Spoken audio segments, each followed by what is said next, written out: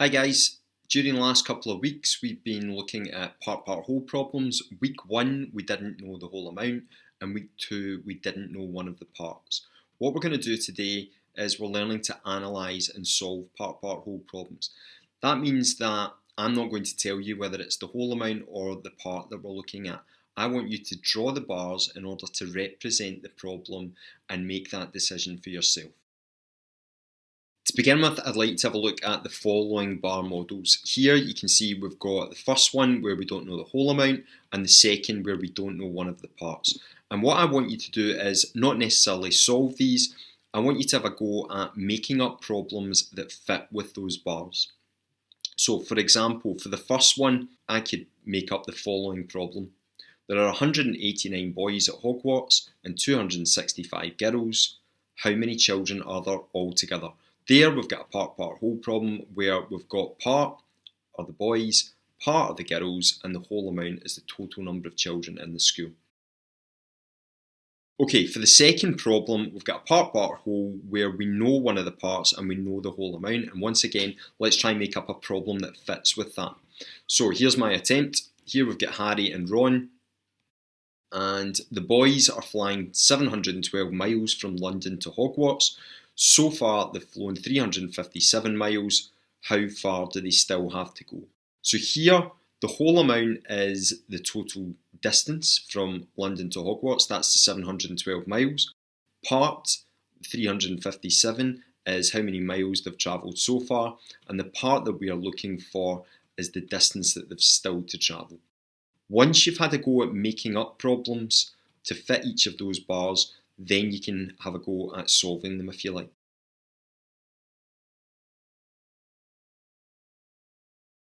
The next thing I'd like you to do is have a go at a problem on your own.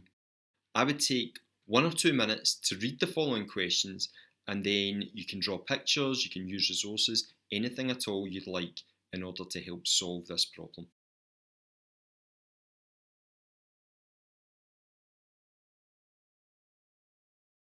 I don't know if this has happened in your class, but what tends to happen with this type of problem is we get two different answers.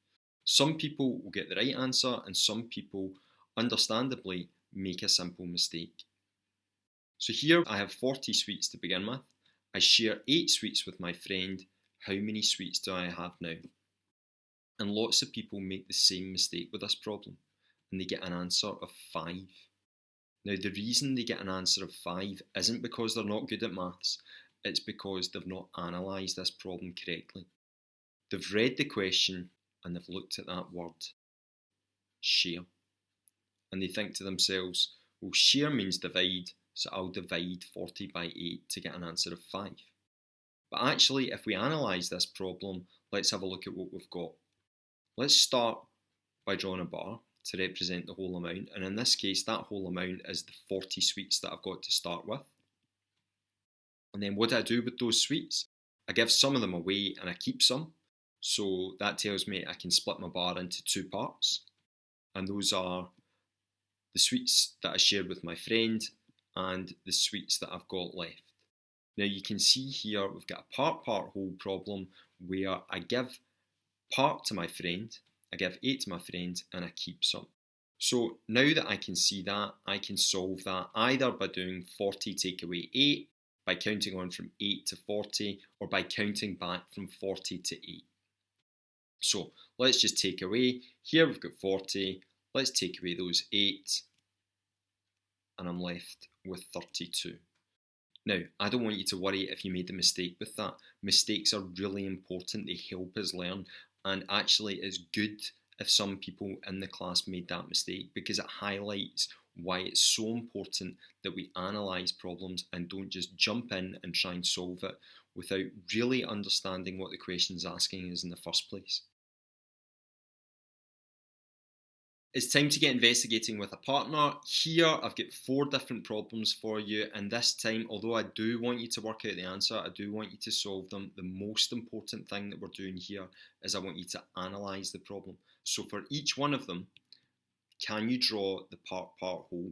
Can you label those parts? Can you label the whole amount? Can you put the values in the correct positions?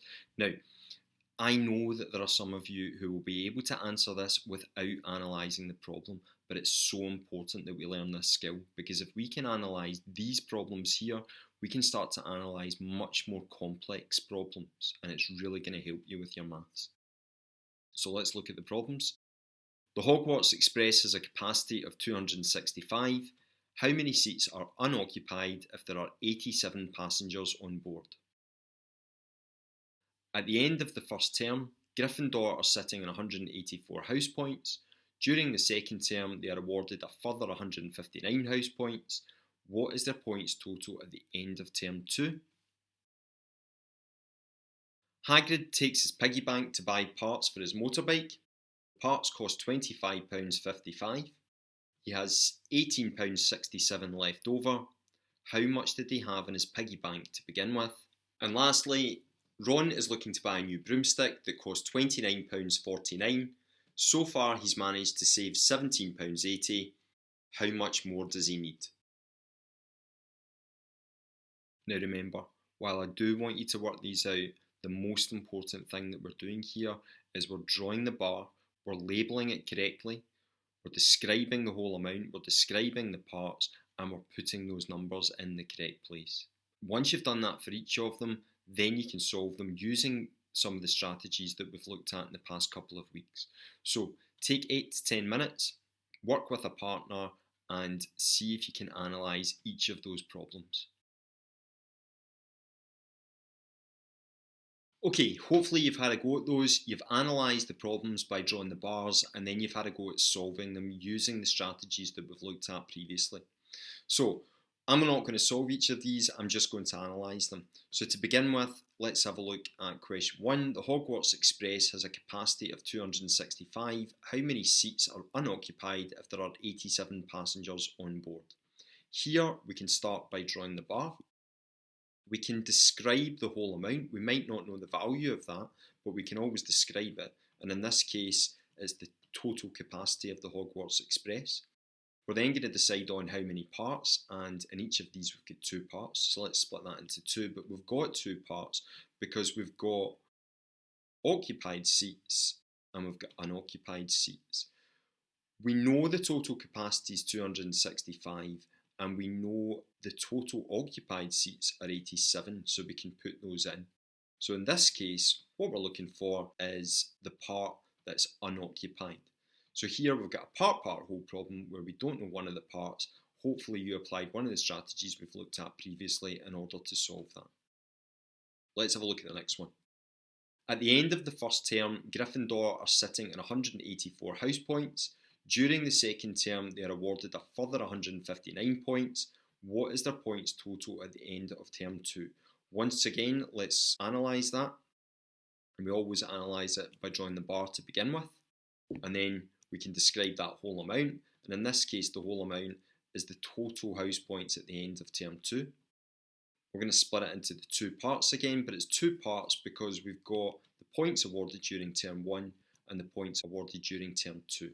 And we know we had 184 points were gained during term 1 and 159 points were gained during term 2. So here we've got a part whole problem where we know the 2 parts, but we don't know the whole amount. And once again, hopefully you applied a strategy that we've looked at previously in order to solve that. Okay, so let's have a look at the third problem. Hagrid takes his piggy bank to buy parts for his motorbike. The parts cost £25.55. He has £18.67 left over. How much did he have in his piggy bank to begin with? Once again, let's start by drawing our bar. And as usual, we can describe what the whole amount is, and the whole amount is the amount that was in the piggy bank to begin with. Let's split it into parts. We've got 2 parts again, but the reason we've got 2 parts is because we've got how much the motorbike parts cost and how much he's got left over. And then we can put in the values that we know. And in this instance, we know that the parts cost £25.55. He had £18.67 left over. So they're the 2 parts. And in this case, it's the whole amount that we don't know. So we can apply a strategy in order to work out that total amount. Let's have a look at the last one. Ron is looking to buy a new broomstick that costs £29.49. So far he's managed to save £17.80. How much more does he need? Let's start again by drawing the bar. Once again, we can describe that whole amount. In this case, it's the cost of the broomstick. Then we can split it into parts, and it's two parts once again, because we've got how much he's saved so far and how much he still needs to save. Lastly, we can put in the values that we know. We know the whole amount, we know the cost of the broomstick, and we know one of the parts, we know what he's saved so far. So we now know we've got a part whole where we're trying to work out one of the parts, we're trying to work out what he still needs, and you can use one of the strategies that we've looked at in order to work that out. So what I'd like you to do now is have a think about how did we achieve success? What were the steps that we went through in order to analyse those problems effectively? So pause the video for a couple of minutes, discuss your thoughts with a partner, and then feed back to the rest of the class. Once we've done that, we'll have a look at the steps that we went through together. For every one of those problems, the very first thing that we did was we drew the bar. And we drew that bar to represent the whole amount. Once we've drawn the bar, the next thing that we can do is describe what that whole amount is. We might not know the value, but we can always describe it. And in the case of the question about the Hogwarts Express, the whole amount was the total capacity.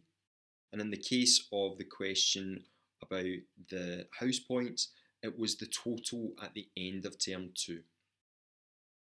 Once we've described the whole amount, we're going to decide how many parts. And in the case of the Hogwarts Express, we had one part was the number of seats that were occupied, the other part was the number of seats that were unoccupied. And in the case of the house points, one part was the points awarded in term 1, and the other part was the points awarded in term 2. Now that we've described the whole amount, we've described the parts, we can see the relationship in the problem, we can now put in the values that we actually know. And in the case of the Hogwarts Express, we knew the whole amount, we knew there were 265 capacity, we knew one of the parts, we knew that 87 of those seats were occupied.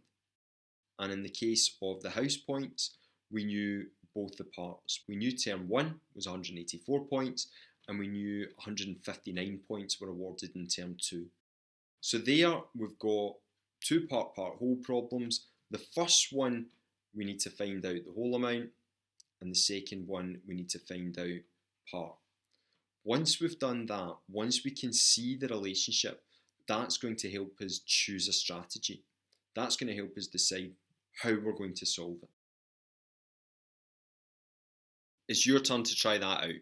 Here we've got 3 different problems, and once again we've got mild, spicy and extra hot. Each of the problems have got 3 different colours of numbers. I want you to choose one set of numbers and go with those. So for example, if you're looking at question 1 and you want to do the mild challenge, then you're going to read the yellow numbers. Harry and Lucian are having a race over a distance of 173 kilometres. They've got 85 kilometres still to go. How far have they flown so far? If I look at the second question, and this time I want to have a go at a spicy problem, I'm going to read the green numbers. Hermione goes to buy a new wand with £132.50 in her purse. She leaves with the wand and £57.21 left in her purse. How much was the wand? And if you want to go for the extra hot questions, then you're reading the red numbers. So the third question reads, Lucius Malfoy goes into the bank with a bag of money. He deposits £463.65 and leaves with £387.57 still in the bag. How much was in the bag to begin with? When it comes to analysing these problems, we're actually all analysing the same problem regardless of whether we go for the mild, the spicy or the extra hot challenge. When it comes to solving them, that's when it's important to choose the right level for you. So remember, when you're choosing those values, go for the values that you think will be challenging to you. Not the values that are too easy, not values that are too difficult, the values that you think you can solve by using the strategies that we've looked at in previous weeks.